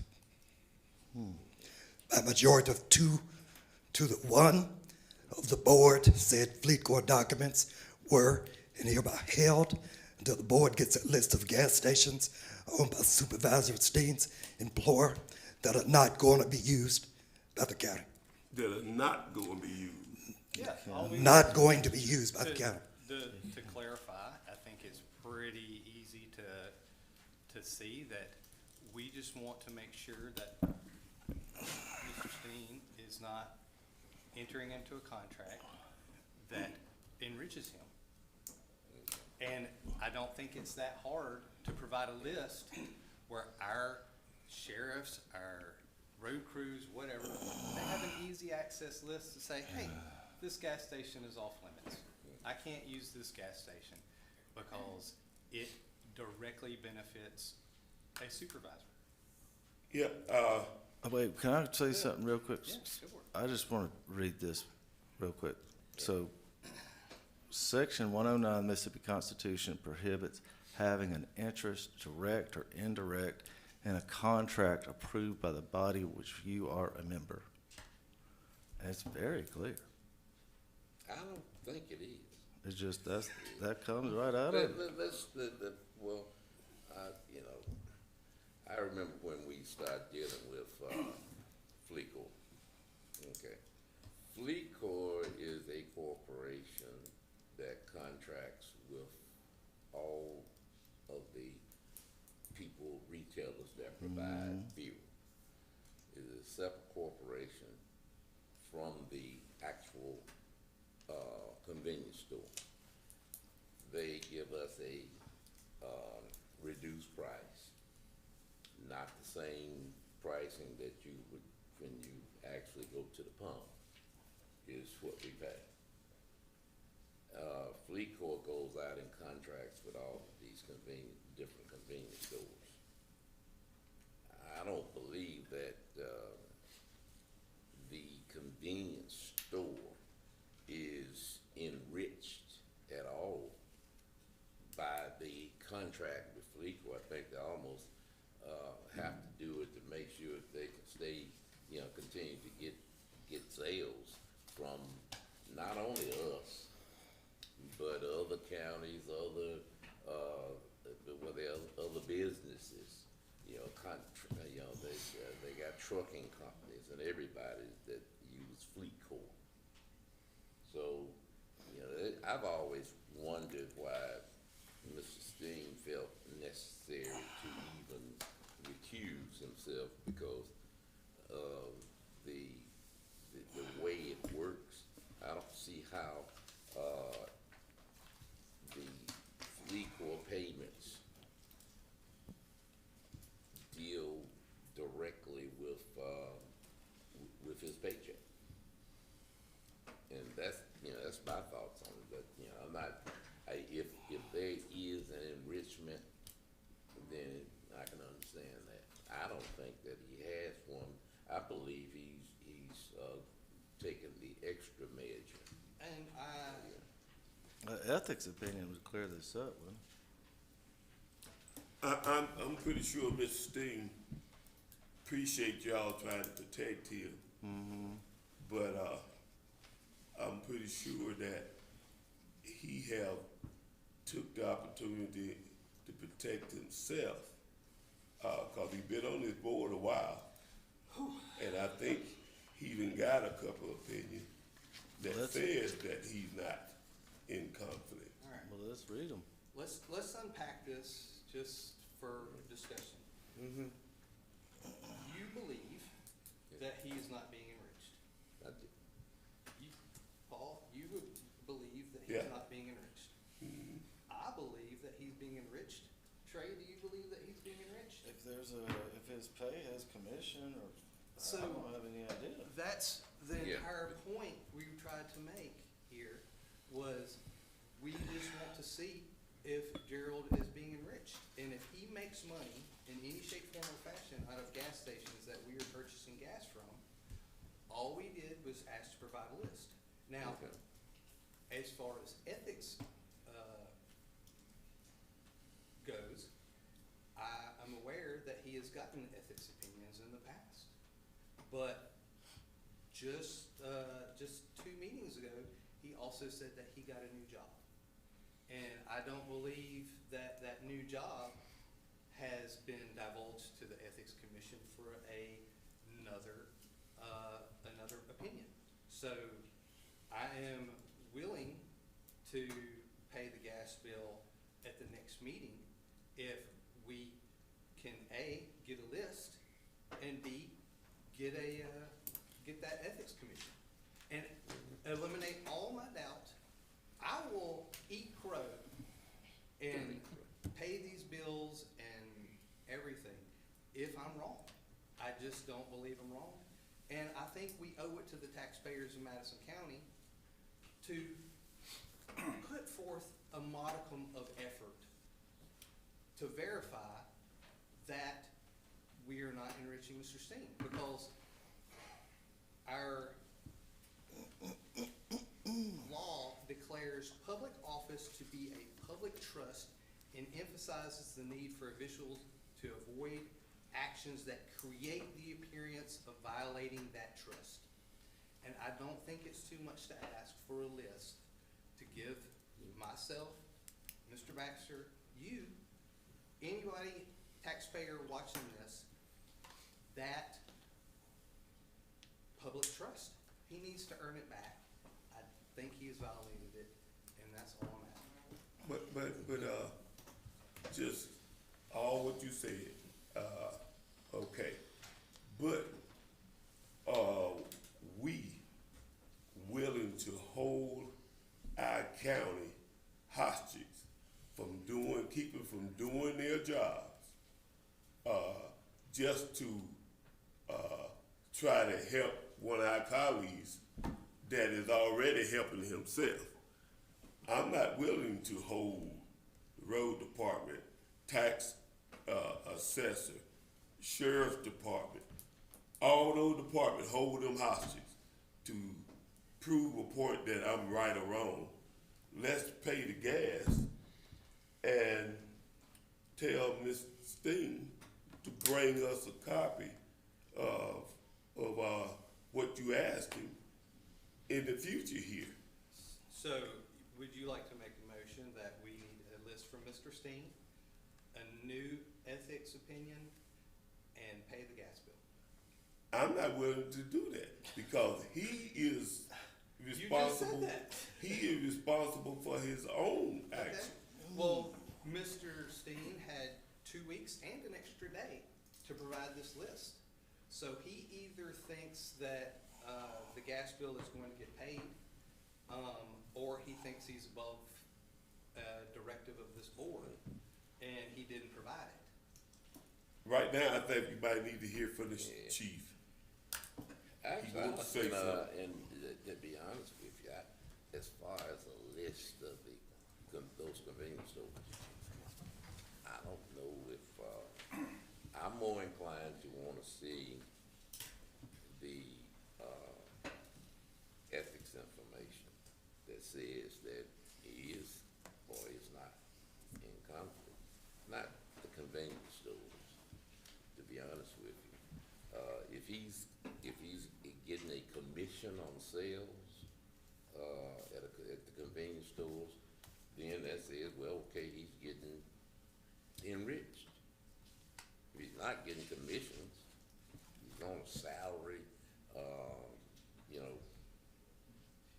the activity of the convenience store So as is a not, compromise, we will ask for a list of gas stations that he's involved in, a new ethics commission based on his admission that he's got a new job, and we will pay the current fleet core bill.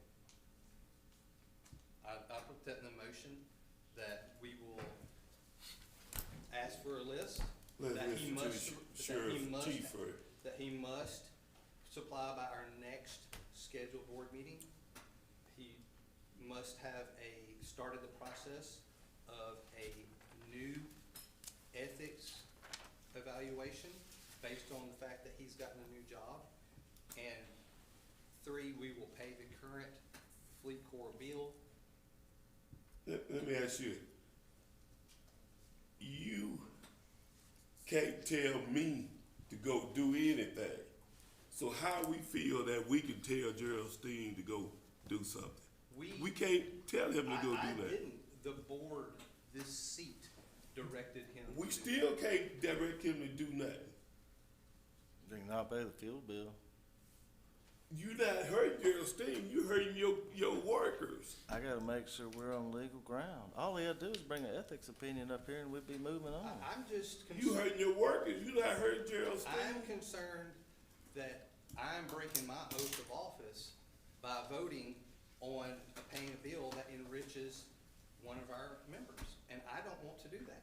So if we can get that list, get a new ethics petition, I will feel confident paying our bill in this meeting with those three things in a motion. When he took on the new job with the fuel side of the business, why didn't he just get an ethics opinion, fill out the paperwork, and bring it up here and be forthcoming? Why do we always have to have all this backdoor stuff? Just be We honest. ain't been having all this here. All right, so motion stands.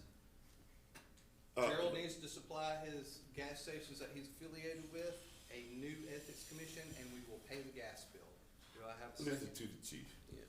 You know, the question, my question on that motion is one. Yeah. The ethics opinions should be suffice.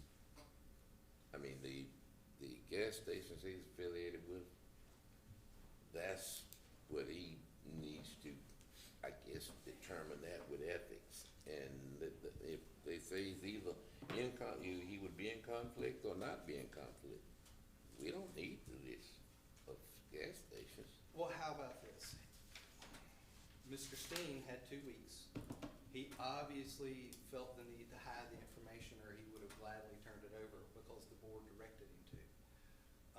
So I think it is important, because if the Ethics Commission comes back and says, hey, we do have a conflict here, we'll be ready to go to say, hey, county employees, you can't buy gas at these gas stations.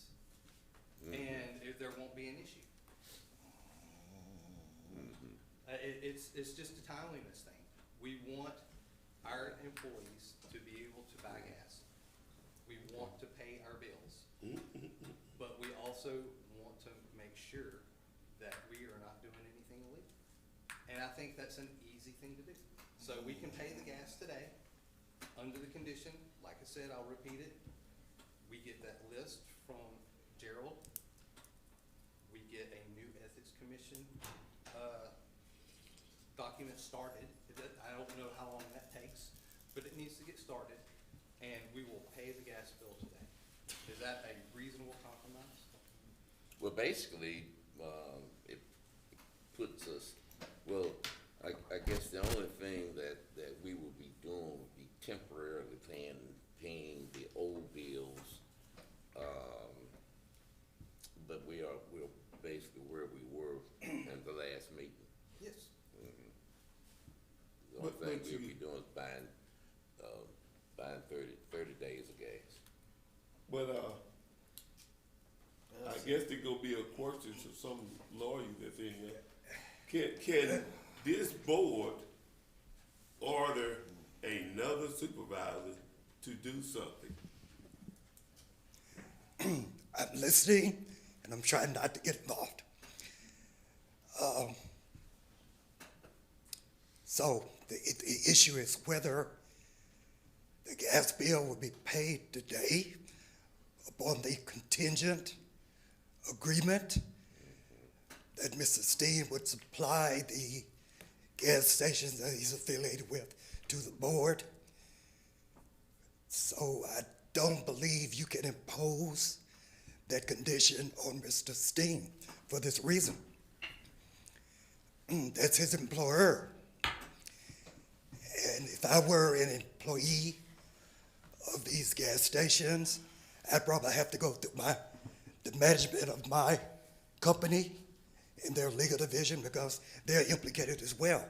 So this may become a sense of possible litigation, because they suffer the fate of not being patronized by the county if Ms. Steen does this. So this could be some litigation. It's not today, but it could be. And I don't believe that you can impose that contingency on Mrs. Steen. Now, there are other ways to get an ethics complaint. An ethics complaint could be initiated by the subject, or an ethics complaint could be initiated by members of the public. Or you could ask our CFO to go through the Fleet Corps invoices and just simply tell the county, in the past year, If the FLECO invoices are targeted to a convenience store, then you'll know it. And you don't have to get a complaint from an ethics complaint if you just ask if this is done internally. So Mrs. Steen won't be faced with having to go to his management and go through that legal process because it involves them and it might be proprietary and confidential corporate information. I don't know, but it could be. There's another way to do it. We could do it in the house. Because you played dockets in the past for FleetCor that are connected to some convenience store. So you may not need an ethics complaint at all. Also, I read in the news today, WLBT Online, that Mr. Steen said this was old news because when he was an alderman in Ridgeland, a complaint by a member of the public was filed. It was adjudicated, heard, and the result that I read today was that he was cleared of alleged wrongdoing. There might be a change, but this was when he was in Ridgeland, and it said, as he said in the article today, or the broadcast today that I listened to, that he could have paid for the gas when he was a Ridgeland alderman, but he recused himself to avoid the appearance of impropriety. So I assume he did it then. That's why he's doing it today. But so first of all, I think there may be an ethics complaint already on this topic that could be produced. And then he can determine what's different. That could be an idea. Number two, you could task our own CFO to go through the claims docket with FleetCor and attribute them to gas stations, and then you have your answer. So, as attorney, I would caution you to make a motion that's contingent. I mean, you'll pay the gas bill today, but if he doesn't provide the list by 2 weeks, then obviously there's no gas to be paid, and we're in the same situation. So I would just caution the board not to proceed down this particular lane because that could be potential litigation from Mr. Steen's employer or employers. Andy, I hope you will listen. Some people might have a tendency to not believe our attorney, Mike Esty. Now I'm asking you basically the same question. Do we as a board have the authority to order another board member to go do something? Andy, which lawyer hat are you putting on right now to answer this question? Well, Lawyer? I'm asking, is he representing the P and Z board? Is he representing Ronnie? Does he have a contract with this board? Yes. To, My contract is with planning and zoning essentially through the board of supervisors, so there is some bleed over sometimes. And also I do have a contract with Ronnie, as his counsel. But my answer, Supervisor Griffin, I guess I would essentially say that the board can act, and pass motions, as they see fit. Compliance with such motions is a completely different thing. Just because, I think you guys have ordered, people to appear in front of you. Well, sometimes they do, sometimes they don't. And that's just by way of example. So, I think you certainly have the authority to bring up the topic, motion, second, passes or it doesn't pass, or ever how the discussion and the vote flows. But compliance with any type of board order is certainly a completely different matter. I hope that answers your question, but I don't know that there is It answers in a legal way. Well, A lawyer way. it's the best I can give you. It's the same thing I said. I don't know that there's a black and white answer to your question. I think it's a little bit lengthier of an answer. All right, well, I'm gonna offer Mr. Vice Chairman a secondary motion. That motion is gonna be for us to pay, a fleet court, bill. And I want to see us as board members, deny our department heads, fuel so they can go do their job. I think it's our responsibility to make sure we give all our department head what they need to do their job. And taking away their gas and diesel, we gonna be denying them, able to do their job. So that's my motion, Mr. Banks. Okay. Well, I'll second the motion. You know, it's not gonna pass, but I'll second it, because I do want the gas to be paid. Okay, all in favor of that particular motion, show by signing yes. Aye and yes. No. Okay. Next motion. Previous motion that you made. I'll withdraw my motion. You withdraw your motion. Oh, it was Jordan. Well, I don't think we're gonna have a motion. You know, right now, we are. We're waiting on Mr. Steen. We're for- basically. We still wait, the sheriff, the chief wanna get heard. Yeah, Chief, you can go ahead. I'm gonna attempt to be like Mr. Espy said, and I don't want to get into this battle, and I'm not trying to get into this battle. This board has historically been extremely supportive of the sheriff's department, all 5 of you, and I have no complaints of that.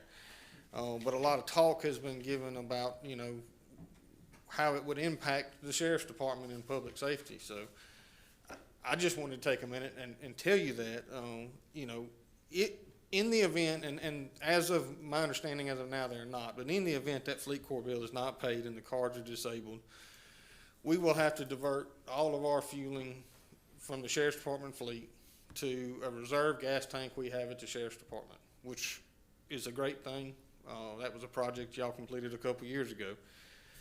That tank is an asset, but it's not a permanent solution. At best, it's 1 to 2 weeks of fuel if everybody's filling up with it. The ability to fuel all over the county is important to us because it keeps the deputies in their assigned areas. That tank is located at the sheriff's department. As many of you know, we divide our deputies into different areas of the county. If I've got a deputy assigned to the west end of the county, or the far north end of the county, or the south end of the county, and everybody has to run to Canton to get gas, I run the potential of losing coverage in that area. I don't know what gas stations Mr. Steen works for or are associated with him, but I know that, like in the north end of the county, if a deputy's in that area, there's 2 options to get gas. And, you know, one of those Michael's 16 or 43 that accepts fuel, man, and it keeps that deputy in that area patrolling. This is especially true on overnight shift. There are some gas stations that don't stay open 24/7. There are some now that you can buy at the pump 24/7. There's some you can't. The Fuel Man Network solves those issues, and it allows us to fill up at the closest station that accepts that with that tank at the office as a backup. If the Fuel Man cards are deactivated, it's going to affect our public safety and our response times. I looked at the last Fuel Man report. We pumped about 3,500 gallons of fuel a week. So that's a 10,000 gallon tank at the office. You can only fill it to 80% capacity, which they really say keep it about 7,000. So you can do the math. It's 1 to 2 weeks. My other issue is we have 3 full-time transportation officers that are out of the county and out of the state a lot doing transportations. That is Fuel Man is our only option then. And then we don't get to pick and choose stations. You know, it's whatever's available and it's whatever's safest when we've got an inmate in the back seat of our car and we're trying to get back to the jail or get that person to the prison. So, again, I'm not trying to get into y'all's discussion. I'm thankful for each and every one of you, but I did want you to have the information and our perspective of how it would affect the sheriff's department if that bill is not paid and Fuel Man decides to deactivate the cards, and I appreciate you giving me the opportunity to speak. Do we have any diesel tank down there, Greg, or Not at the sheriff's department, no, sir. We got a diesel for our road department, Greg? We've got some. Cornelius is here, and I think he'll be happy to tell you all about what diesel he's got available, because I'm not entirely certain. So he's gonna be best at it. Good morning, board. Well, we approximately, normally it's got a 6,000 gallon tank down there, but we only put like, matter of fact, we only got road diesel, farm diesel. We do not have diesel going in big trucks on the road. We got off-road diesel, but not no on-road diesel. So the only thing we got is diesel for put in the machine, not the trucks. Okay. And, the other big gas user is probably the tax collector. No, tax assessor, the one that goes out and assess properties, that bring revenue in to Madison County. They don't have a tank, I know that, so they could be parking their vehicles also. This is just a matter of Gerald not doing what he was directed to do by this board. No, it ain't, And it's a I am matter more of us than not paying, the bill. I am more than willing to drive back to Canton as soon as that list is turned in and have a special call board meeting to pay our gas bill. Yep, yep. What's in front of us is paying our bill, gas bill. That's what we, voting on. And you all two voted against that. So don't try to flip it back on Gerald. It's all The only on reason you we're all having two. this discussion is because Gerald didn't do what he was directed by the board to do. We would be paying the gas bill right now. Well, when we get If he sued, had been, if he did what he was directed to do. when we but get he sued, obviously thought that Gerald was not gonna get sued. It's this whole board gonna get sued for not paying a bill. Well, then we'll get sued.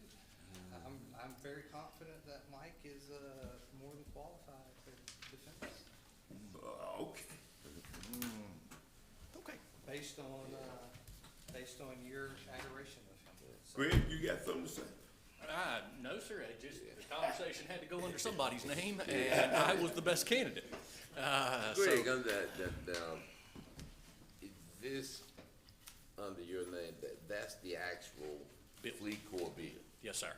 It doesn't break it down by, convenience store locations? Well, or and I was actually just speaking with Mr. Espy about this. The Fleet Corps invoice will show you where somebody filled up. For example, if you look at the sheriff's department, they may have 50 individual fill-ups, and it'll say Officer Williams spent X dollars worth of gas, or X dollars worth of non-fuel for things like wipers, oil changes, et cetera. What I have not found yet is the ability to tie that transaction to the particular convenience store. It lists the stores at the bottom, so I know where everybody at the sheriff's, everybody associated with the sheriff's office filled up. But I have not found a way yet to tie the individual fill-ups to the gas Is stations. that something you could contact the vendor for?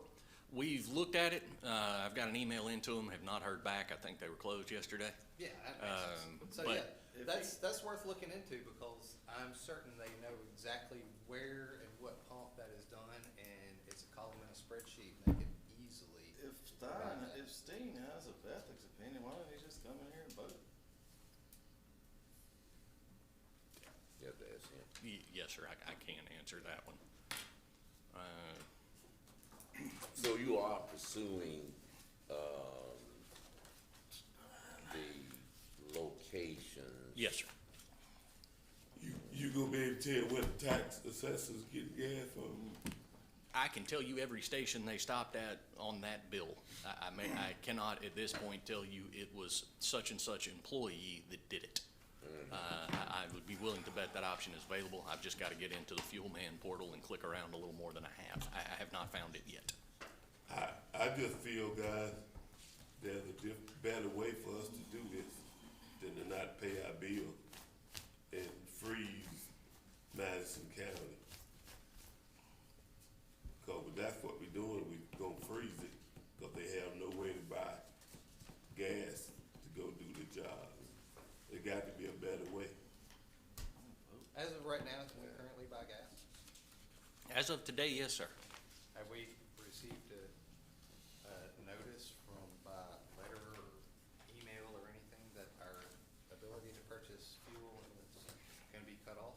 No, sir, but historically, Fuel Man does not send notices. You just go try to use the card and it doesn't work, which is real unfortunate when that happens.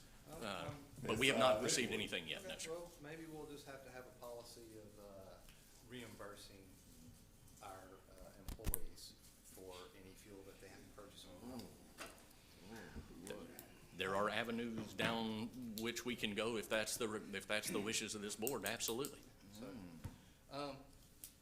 anyway, I say we move on. Okay, move on. Thank you. Okay. We got executive session today, But council? yes, we still got, some more items there. Mr. Bank? Okay. I guess we, Item 70.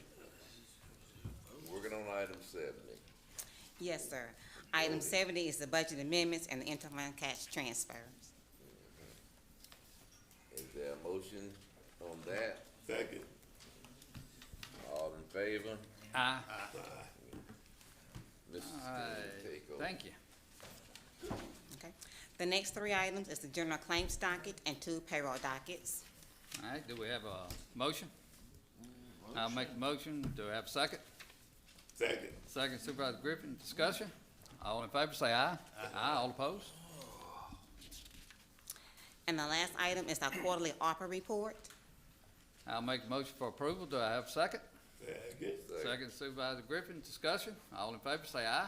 Aye. All opposed? Thank you. Okay. Thank you, Mr. Lott. Nothing, Mr. President. Thank you.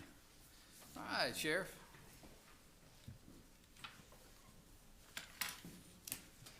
I have one item on the agenda and one that is not. I believe Sheriff Tucker discussed with y'all previously that there is a bill being introduced this session in the legislature that would allow the use of radar by sheriff's departments. We would like to ask that this board consider a resolution supporting that bill. There are several different bills out there. The one that this resolution for is one that has been put on by the Sheriff's Association, and it is only for the use in a work zone or a school zone. And I know in a previous board meeting, it was asked what the definition of that was. I believe it's attached in your packet. But if you'll allow me, I'm gonna read that in this particular bill, the work zone means a construction maintenance area that is located on or along any public highway, road, or street within the state that is marked by appropriate warning signs or other traffic control devices indicating that work is in progress.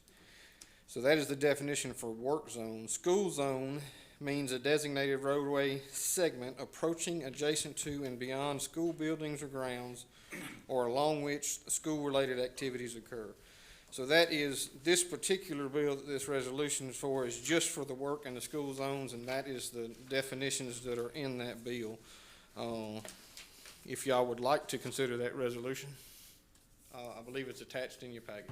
Yeah, thank you for that, and Sheriff Tucker mentioned that to us, maybe last meeting or a couple of meetings ago as well. I'll make a motion, for approval of the resolution. Do I have a second? I'll second. Second Supervisor Brandon. I got a question for you, Chief. And it's very much needed, actually. Yes, sir.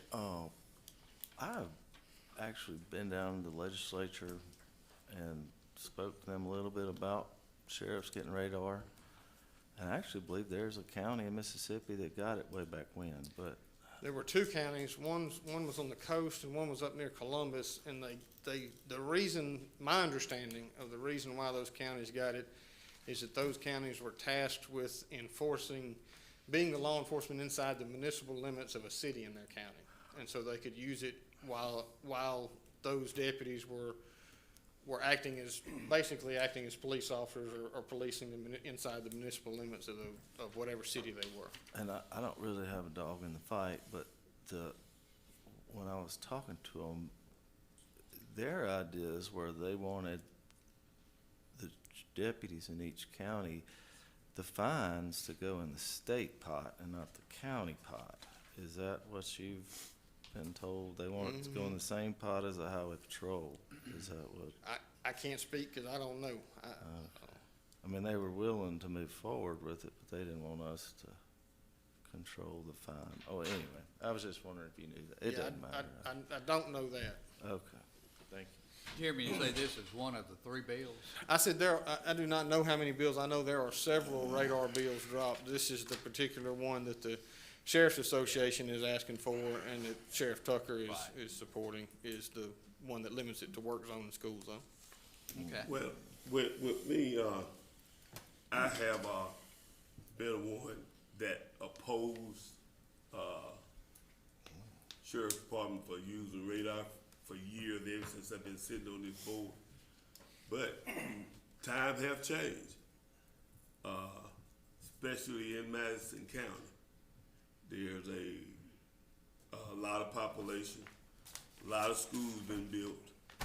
I happen to represent a district that got, 5 schools on it, and they mostly are on a major road where people have the tendency not to slow down in school zone.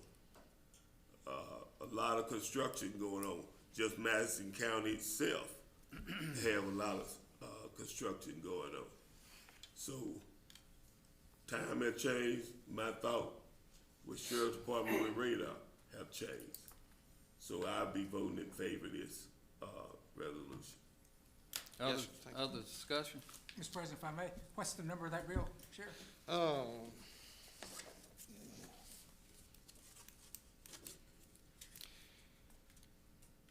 Well, You can get back to me later. I'll get back to you. For the minutes, yes. Yeah, it's, All in favor, say aye. Aye. All opposed? Jeremy, anything else you'd like yes, sir. to share? Additionally, I have 2 MDOC bills. If y'all would consider acknowledging October 2025 billing in the amount of $3,773.55 and November 2025 billing in the amount of $3,964.71. Move. Got a motion Supervisor Banks, second Supervisor Griffin, discussion. All in favor, say aye. Aye. All opposed? Thank you. Thank you, Jeremy. Old business? One item.